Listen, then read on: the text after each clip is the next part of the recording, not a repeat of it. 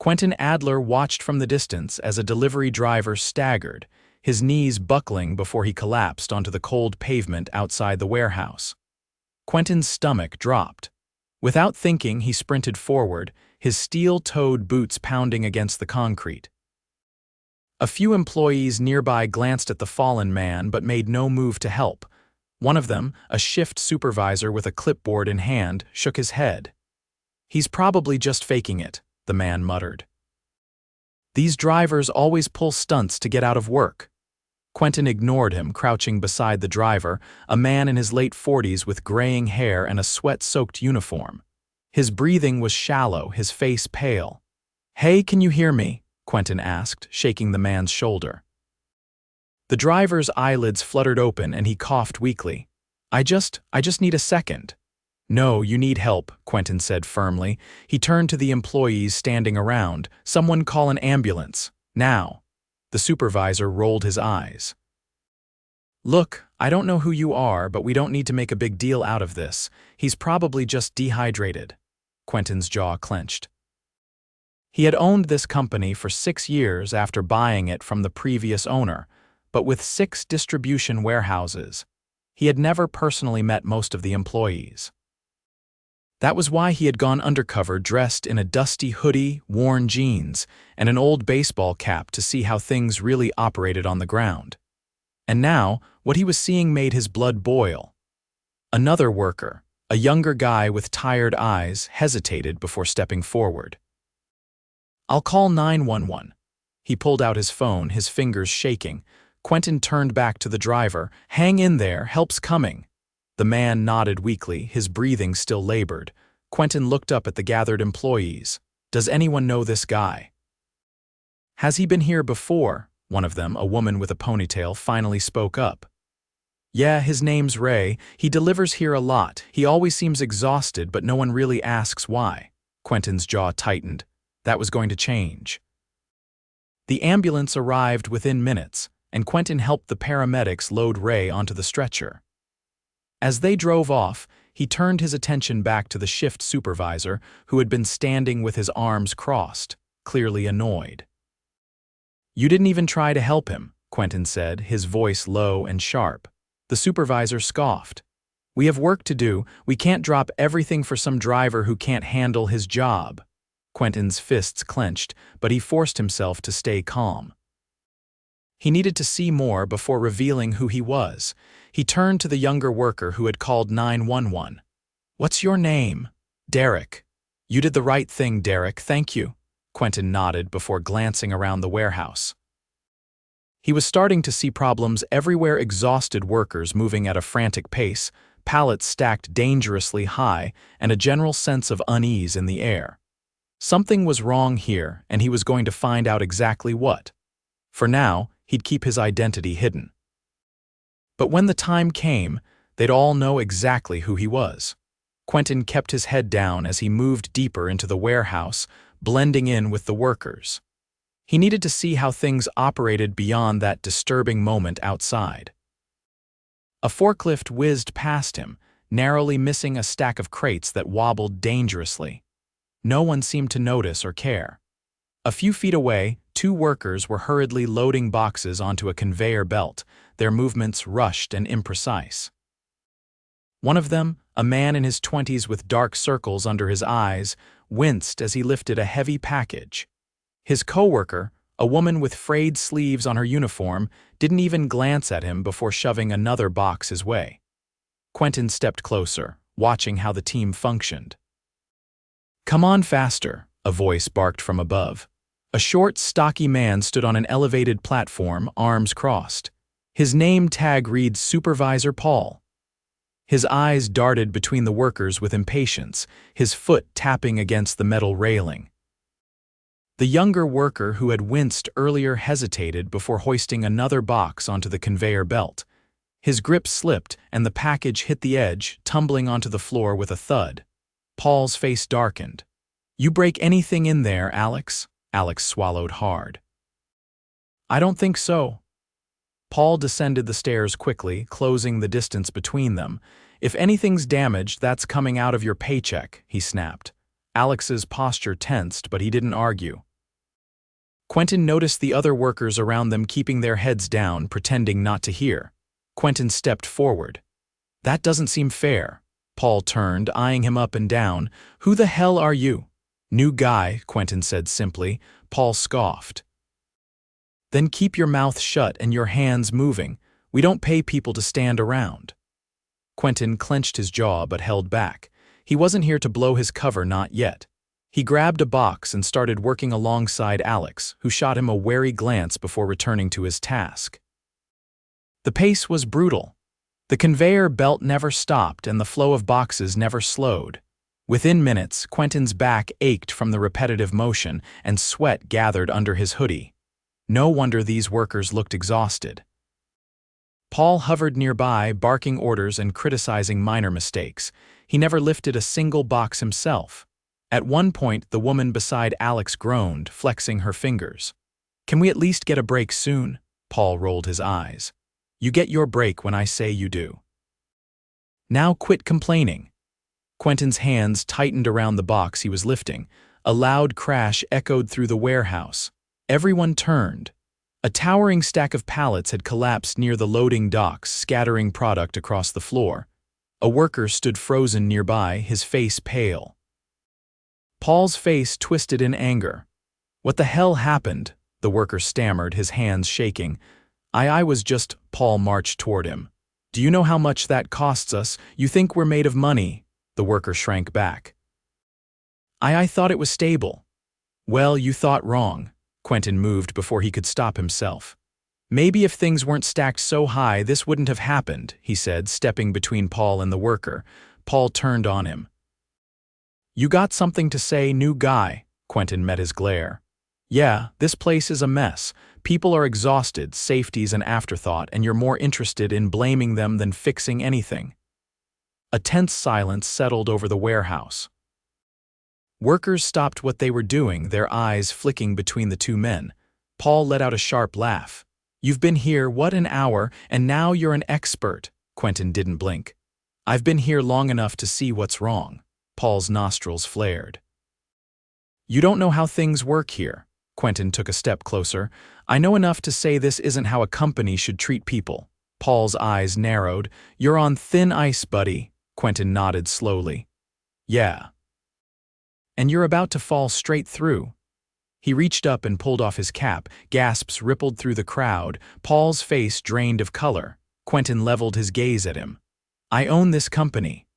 A stunned silence filled the warehouse. Paul's mouth opened, but no words came out. Around them, the workers stood frozen, eyes wide with shock. The tension in the air was suffocating. Quentin let the silence hang for a moment before speaking again. "I've spent years building this company," he said, his voice steady but sharp. "And I just watched a man collapse outside while the people in charge looked the other way. I've seen workers pushing themselves beyond their limits, safety being ignored, and a supervisor more interested in intimidation than leadership." Paul's face turned red. "Look, this isn't..." Quentin cut him off. "Don't bother, I've seen it with my own eyes. You didn't even flinch when that driver hit the ground. You accused him of faking it, and now I see how you treat the people working under you." Paul's posture stiffened. "I run a tight operation.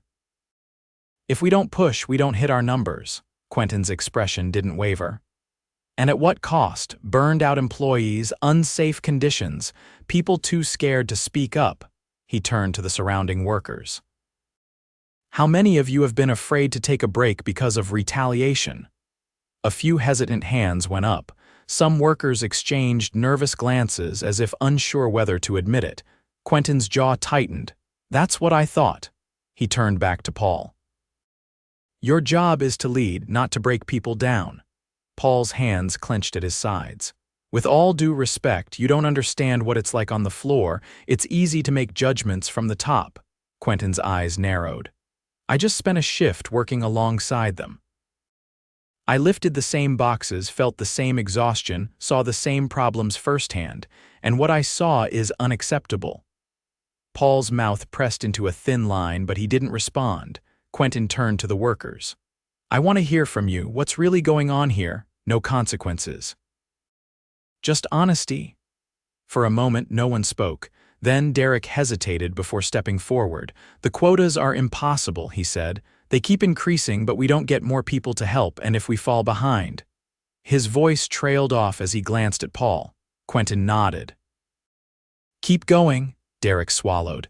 "If we fall behind, we get written up. Too many write-ups and you're out." A murmur ran through the crowd. Another worker, the woman who had asked for a break earlier, crossed her arms. "And if we try to report anything, nothing changes. We're just told to toughen up or figure it out." Alex shifted uncomfortably. "I've seen people get injured and keep working because they're afraid to report it. If you say something, you're labeled a problem." Quentin's stomach twisted. He had expected problems, but not like this.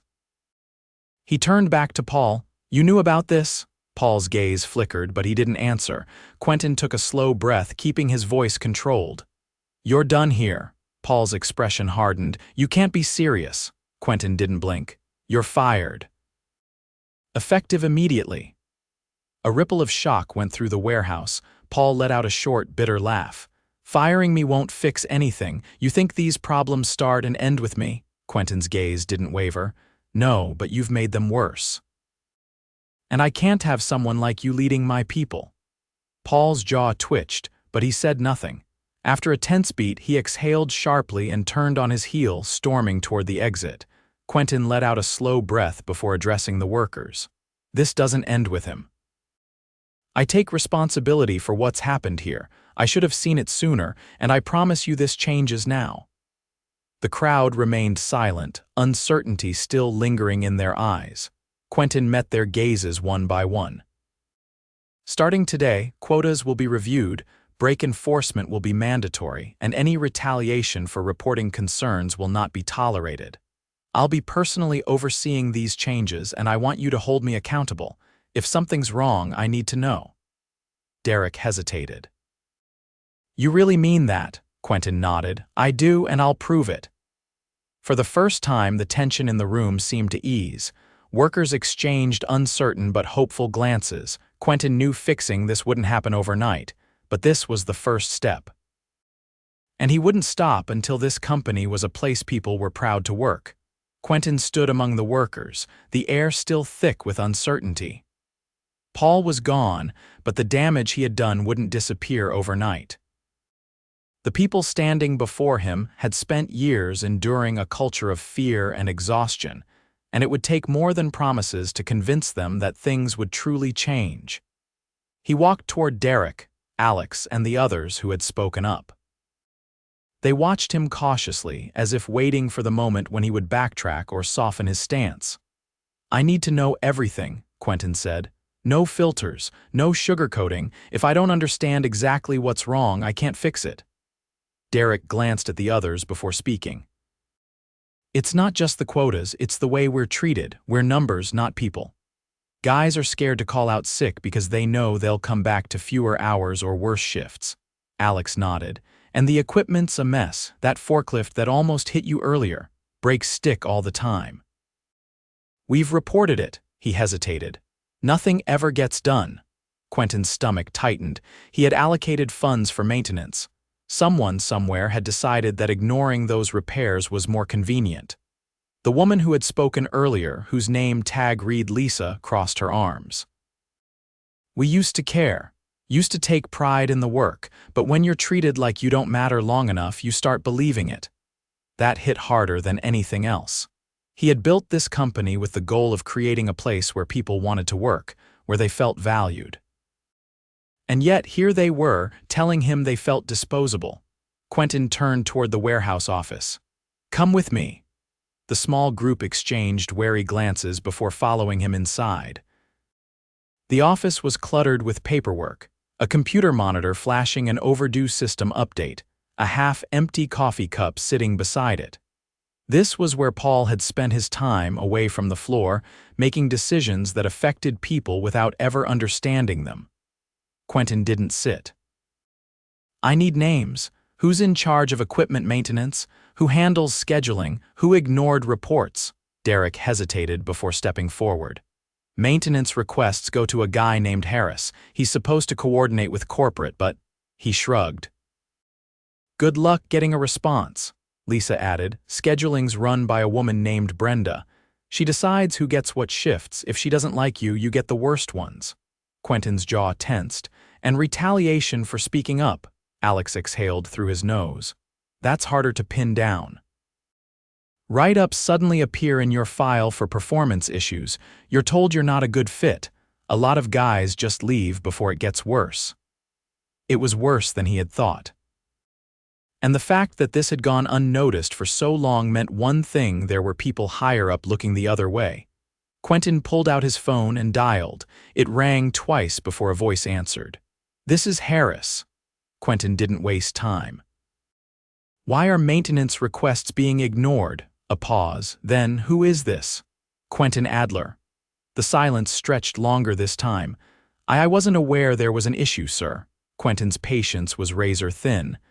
"I was almost hit by a forklift with faulty brakes today." "Workers have been reporting broken equipment for months." "Explain." Harris cleared his throat. "We've been operating within budget constraints. Some repairs take time." Quentin cut him off. "If I come back here next week and the equipment isn't fixed, you'll be looking for a new job." "Understood." "Yes, sir." He ended the call and immediately dialed another number. "Brenda speaking." "This is Quentin Adler. I need you at the warehouse tomorrow morning. We're going to discuss scheduling practices." Brenda hesitated. "Is something wrong?" "Very." He didn't elaborate before hanging up. He turned back to the group.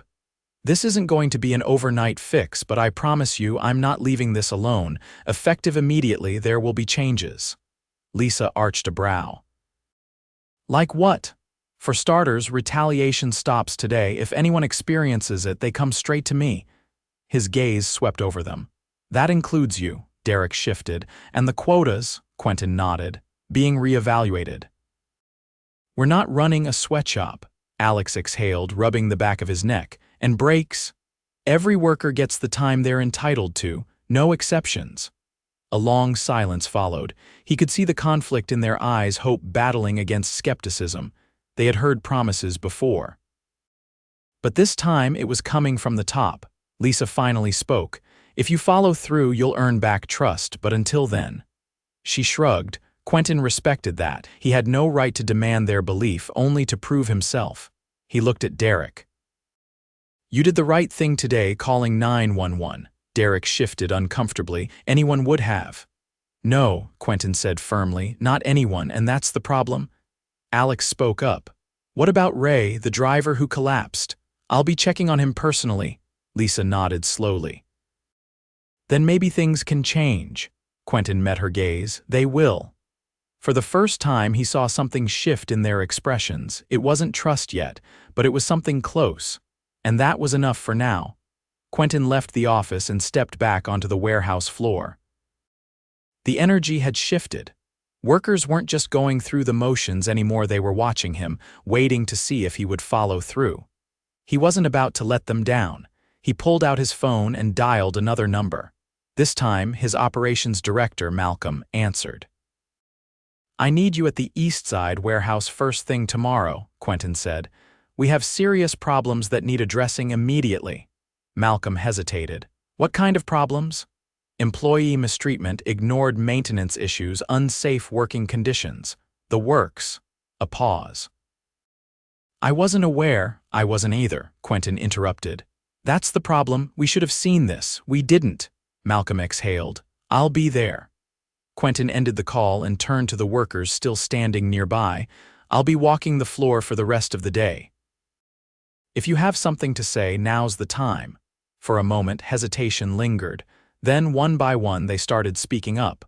A worker in his 50s with a stained uniform and a limp in his step approached. "Been here over 20 years. Used to be a place people wanted to stay. Now feels like we're just trying to survive the shifts." Another guy, younger with grease-streaked hands, nodded. "And it's not just the quotas. We're understaffed. When someone quits, we don't get replacements, just get told to pick up the slack." Lisa crossed her arms. "And when we do ask for help, we're told there's no budget. But somehow, there's always money for new tracking systems to push us harder." Quentin's frustration deepened. He had approved investments to improve efficiency, not to squeeze every last ounce of energy from his people. He took a breath. That changes now. We're hiring to fill the gaps. No more pushing people past their limits just to meet numbers. Derek tilted his head. And if corporate pushes back, they won't. Quentin's voice left no room for doubt. The warehouse supervisor, a wiry man in his 40s named Greg, approached cautiously. Unlike Paul, he had stayed quiet through the earlier confrontation, observing instead of intervening. "I've been trying to push for better training and staffing for months," Greg said.